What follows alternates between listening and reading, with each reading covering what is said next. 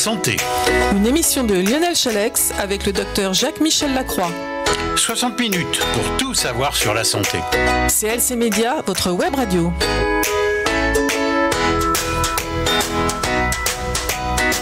Bonjour à tous, bonjour à toutes. Alors on revient sur l'émission Libre Santé. Bonjour au docteur Jacques-Michel Lacroix qui est à mes côtés.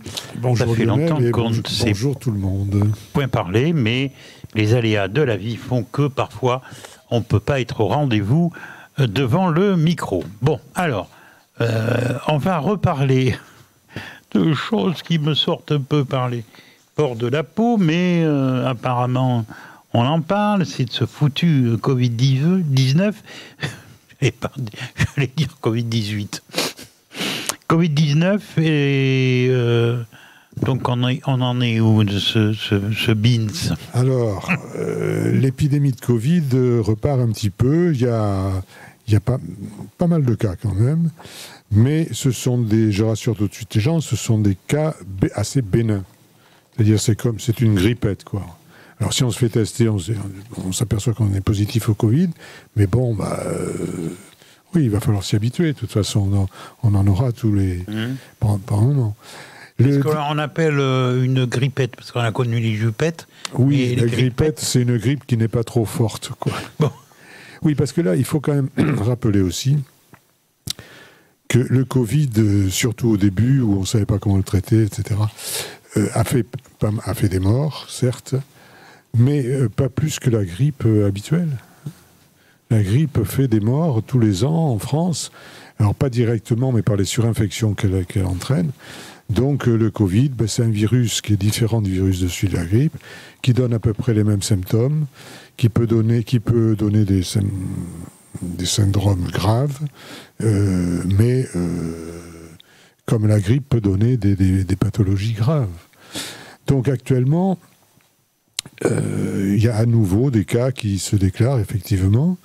Et le dernier point de la situation du 23 août, c'est assez récent, fait par Santé publique France, est quand même rassurant parce que, voilà, du 14 au 20 août, ils ont fait une statistique, il y a eu une recrudescence du nombre de passages aux urgences pour suspicion de Covid. Et effectivement, on a une augmentation de 40% par rapport à la semaine précédente, mais le nombre reste quand même faible et ne s'est pas accompagné d'une augmentation des hospitalisations. C'est-à-dire que les gens étaient grippés, ils venaient voir, oui, c'est le Covid, mais ça s'arrête là, quoi. 5 ou 6 jours après, ils n'ont plus rien. SOS Médecins, en ville, pareil, a noté une augmentation de cas de Covid-19, qui sont passés de 1888 à 2670, vous voyez, c'est précis, hein, oui, sur la même période. Donc un niveau qui reste quand même bas par rapport à ce que ce fut. Et l'incidence des cas confirmés biologiquement a augmenté, mais c'est toujours pareil. Si on ne teste pas, il n'y en a pas beaucoup. Et si on teste beaucoup, on en trouve. Donc il faut quand même remettre les choses en place. Quelles sont les tranches d'âge, toutes les tranches d'âge touchées? Alors oui, cette augmentation concerne toutes les tranches d'âge, oui, mais les plus élevées chez les personnes de 80 ans et plus. Ça va, on est à l'abri. On est à l'abri, plus pour très longtemps, on est à l'abri. Et ça concerne surtout les régions touristiques où il y a un brassage de population. Oui. Le directeur général de l'OMS, début août, a fait remarquer que la situation restait nettement meilleure qu'il y a un an, et que le nombre de pays qui communiquent des données est moins important qu'avant. Donc, vu que c'est pas très grave et tout, les gens ils oublient ou ils ne donnent plus beaucoup de données. Donc les chiffres ne reflètent pas vraiment la réalité. Mais dans tous les pays, dont la France, la surveillance épidémiologique du Covid s'est un peu relâchée parce que on ne craint plus les cas graves comme c'était autrefois. Le risque subsiste, bien sûr, mais les nouveaux variants sont pas trop méchants apparemment, et il y en a deux dont vous entendrez peut-être parler, sont des variants issus d'Omicron, le dernier virus qu'on avait identifié. Il y en a un qui s'appelle EG5 et l'autre BA.2.86. Bon, avec ça, on est tout de suite rassuré. Hein. Et puis, les nombreux sous-variants d'Omicron qui circulent actuellement en France, c'est surtout du EG5 et qui serait stabilisé autour de 30%. Et ce variant a été classé par l'OMS comme présentant effectivement un intérêt du fait de sa pathologicité, je ne sais pas si ça se dit, hein, enfin, du fait de ses possibilités pathologiques, et des propriétés d'échappement immunitaire. Mais il est quand même sensible à l'immunité acquise, c'est-à-dire si vous avez déjà eu le virus, normalement, vous devriez être immunisé. Et ce risque est jugé faible par l'OMS. Voilà. Moi, une question par rapport au vaccin. Alors, est-ce qu'il est encore utile de se faire vacciner? On va en parler après, plus un petit peu. Je finis avec oui, d'accord. truc. Cependant, pour pouvoir avoir une vision très correcte actuellement, il manque 3 critères qui seraient des critères d'aggravation. C'est si la maladie devenait plus sévère, si elle compromet le fonctionnement des systèmes de santé, et si elle a diminué l'efficacité vaccinale. Alors pour l'instant, rien n'a été observé de ce côté-là. En résumé, la situation est donc globalement satisfaisante, mais ça ne veut pas dire qu'elle le restera, évidemment. On peut pas. Bon. Donc l'OMS et les autorités françaises proposent de poursuivre les gestes barrières et de vacciner les personnes vulnérables. Alors ce vaccin, donc, qui est en cause, est-ce qu'il faut se faire vacciner? Alors, bon, moi je dirais c'est un choix personnel. Un choix personnel qu'on peut faire parce que on sait qu'il ne protège pas de la contamination. Il ne vous empêche pas d'être contagieux. Donc, si au début on pensait que les gens vaccinés ne pouvaient pas transmettre la maladie, on pouvait dire oui, il faut se vacciner pour éviter de la transmettre à quelqu'un. Mais on sait que ça n'est pas le cas maintenant. Par contre, ce qu'on sait de ce vaccin, c'est qu'il est relativement peu efficace et qu'en plus, il a des effets secondaires. Alors, est-ce qu'il faut se vacciner avec un vaccin peu efficace pour une maladie qui actuellement est bénigne, avec les possibilités d'effets secondaires? Chacun voit midi à sa porte et fait comme il veut. Hein.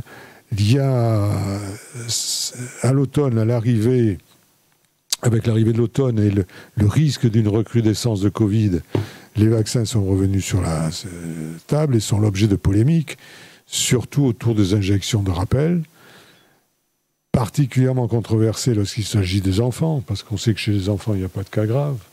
Donc moi, j'aurais un gamin, je ne vaccinerai sûrement pas. Mais on a quand même l'impression d'assister à un affrontement entre deux camps qui ne veulent pas s'entendre, ni l'un ni l'autre, les arguments des autres. Pour les uns, la santé publique serait surtout menacée par les anti-vax, qui sont jugés coupables d'avoir promu l'hésitation vaccinale. C'est incroyable qu'on en soit encore là. Oui, exactement. Et dans l'autre camp, ce sont les autorités sanitaires et politiques elles-mêmes qui auraient imposé des produits dangereux à grande échelle contre les normes internationalement respectées. Alors, c'est vrai que ce vaccin, on l'a mis sur le marché alors qu'on ne savait pas qu'il était encore en phase expérimentale et qu'on ne savait pas trop ce que ça pourrait donner. Alors, aux États-Unis, en plus, ça se mêle de politique, c'est-à-dire que les démocrates sont plutôt pour inciter à la vaccination et les républicains plutôt sur la défensive. Donc,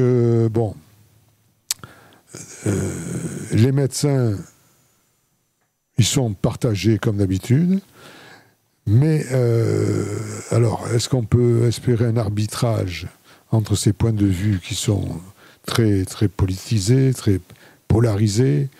Alors, sans pouvoir trancher définitivement, on peut dire quand même quelques développements qui sont, eux, certains. Les scientifiques reconnaissent de plus en plus la réalité d'effets indésirables Ça, maintenant, c'est reconnu. Après la vaccination, bien que leur fréquence fasse encore l'objet de débats, c'est vrai qu'il n'y en a pas énormément, mais quand il y en a, c'est souvent des cas un peu embêtants. Chez les femmes avec des troubles menstruels importants, chez les jeunes avec des myocardites, c'est-à-dire une maladie du cœur grave. Donc...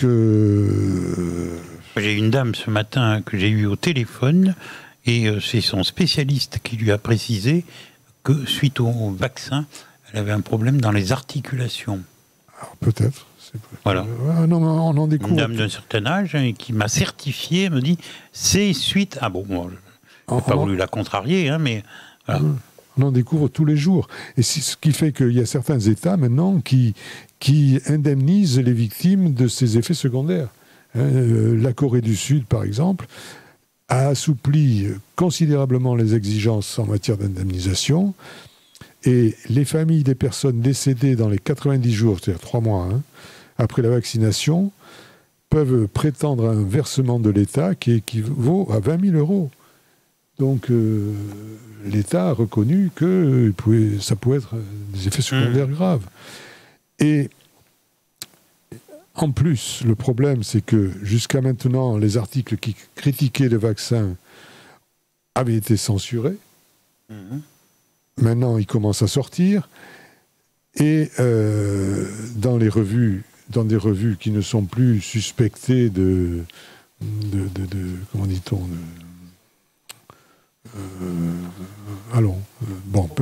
de propagande anti-vax, par exemple. Non, de complotisme. Voilà. Donc, on aborde maintenant, dans des revues scientifiques sérieuses, des sujets comme les réactions inflammatoires, auto-immunes, donc possible un effet rhumatismal, la possibilité d'une immunosuppression post-vaccinale, et on note également dans un journal qui s'appelle Vaccine, une étude critique basée sur une méthodologie qui a été approuvée par l'OMS, des données des effets cliniques de chez Pfizer qui remettent en question le rapport bénéfice-risque. Donc, vaccinez-vous si vous voulez. Oui. Bon, en tout cas, il y en a qui ont eu quand même le vaccin et qui n'ont rien eu. Mais absolument. Il y en a beaucoup. La plupart, heureusement. Seulement, c'est pas très sérieux. Il n'y a pas de consensus sur les risques associés à ce vaccin, parce que les vaccins produits par une certaine méthode, parce qu'ils ne sont pas tous produits par la même méthode, auraient pu contaminer aussi par de l'ADN. Mais les essais cliniques qu'ils ont faits ne portaient que sur 250 des 44 000 participants aux essais. Donc, bon... Oui, ça fait peu. Alors, dernier, pour finir avec ça, on a relevé, et ça, ce sont les statistiques, on ne peut pas aller contre, les chiffres, ils ne mentent pas. Enfin, on peut les interpréter comme on veut, évidemment, mais on constate une surmortalité persistante, toutes causes confondues, dans les pays qui ont été hautement vaccinés, même après la fin de la pandémie. Alors, est-ce que c'est une cause ou est-ce que c'est en corrélation ? Difficile à dire. La question est là. Nous allons faire une première pause et on se retrouve comme d'habitude dans quelques minutes.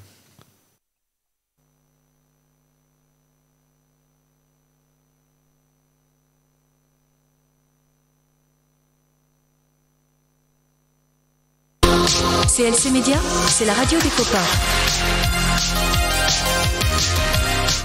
Alors nous sommes toujours dans l'émission Libre Santé avec le docteur Jacques Lacroix. On vient de parler encore une fois de plus du Covid-19. Et là, nous allons parler aussi d'un sujet qui est très brûlant. Il s'agit des fermetures de services d'urgence qui se sont multipliées cet été. Et puis, où en est peut-être les services d'urgence Oui, alors le problème, ça va très mal. Ça va pas mieux, c'est même pire. Donc, quoi qu'en dise notre nouveau ministre de la Santé, Aurélien Rousseau, dont je pense qu'il ne faut pas attendre grand-chose, parce que ce monsieur est plus attaché à des chiffres, à des courbes, à des statistiques, puisqu'il vient directement de l'ARS, c'est-à-dire des agences régionales de santé, que des malades. Il se préoccupe plus de chiffres que de malades. Alors, les urgences, il y a beaucoup de villes où les urgences sont fermées cet été.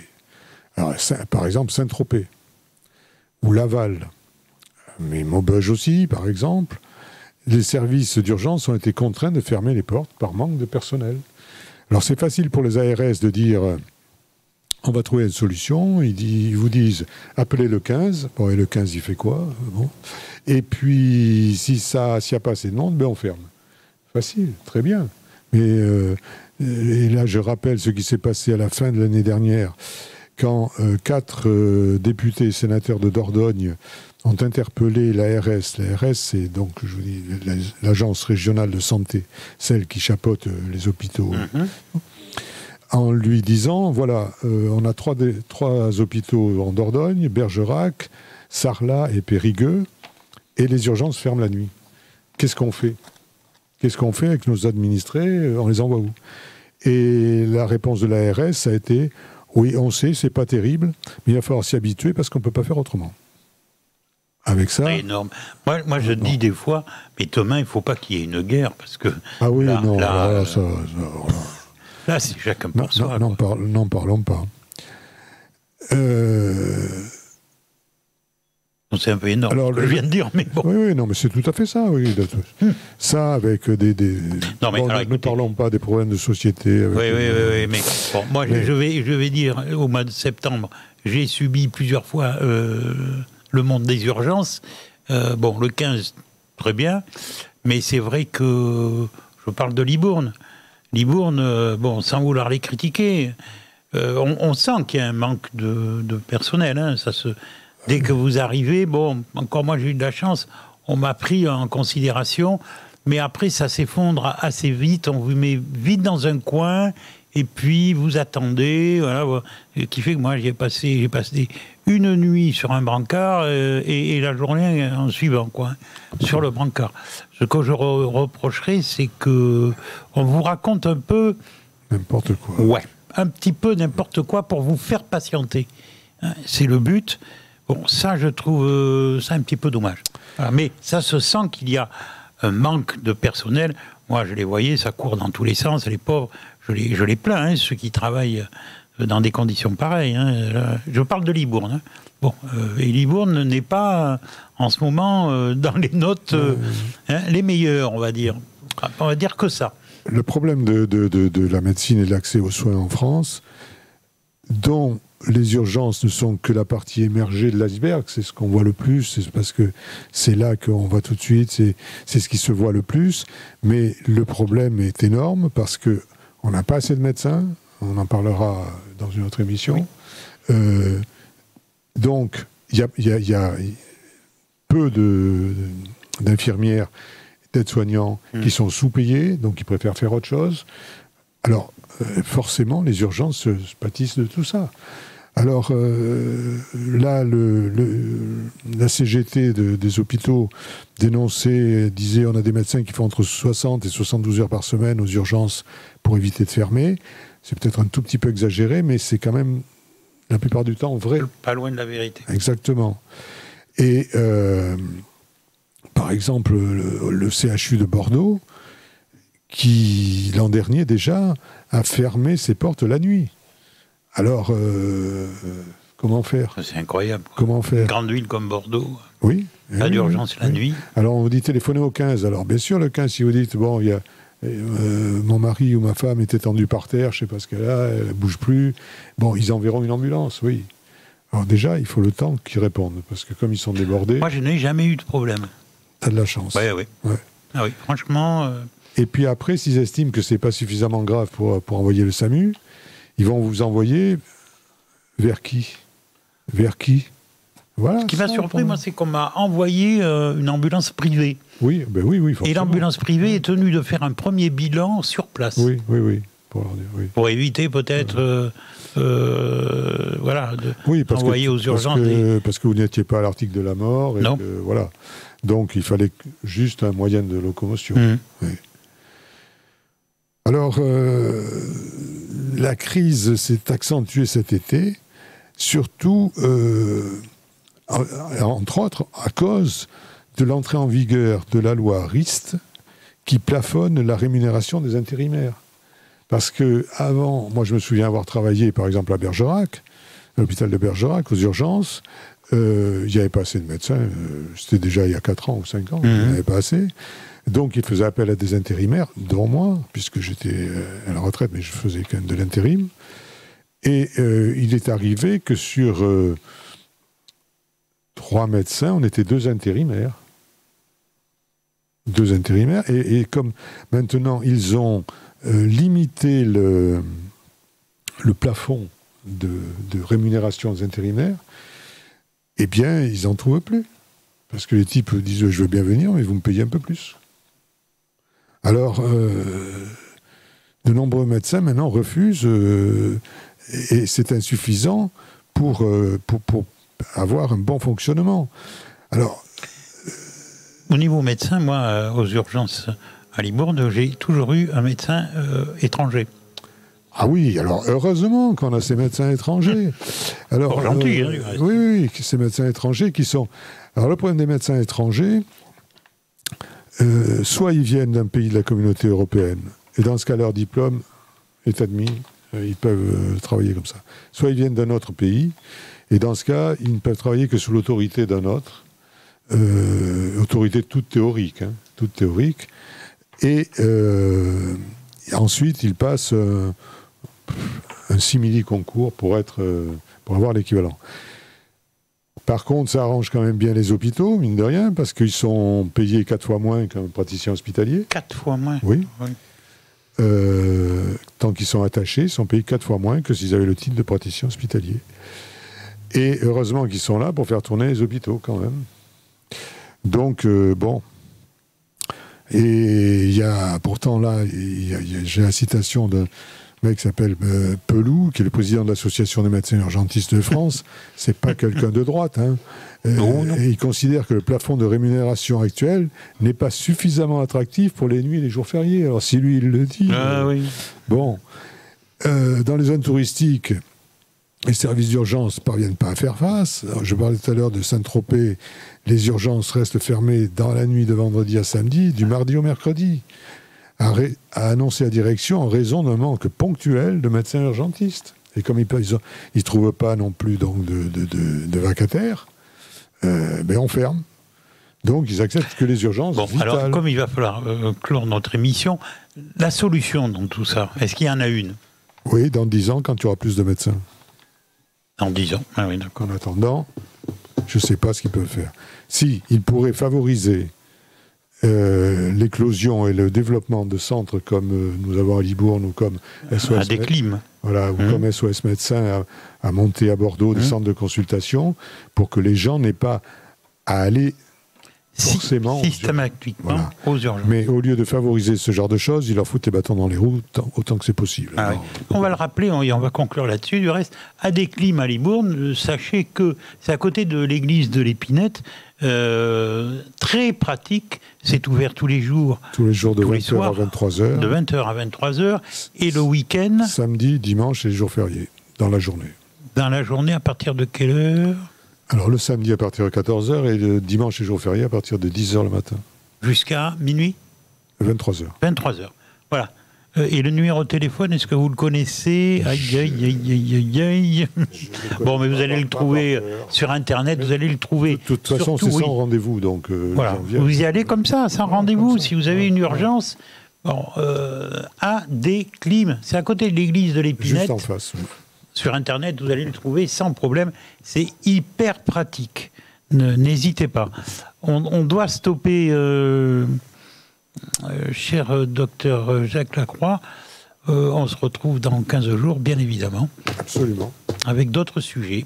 Bonne fin de journée. Libre Santé. Une émission de Lionel Chalex avec le docteur Jacques-Michel Lacroix. 60 minutes pour tout savoir sur la santé. CLC Média, votre web radio.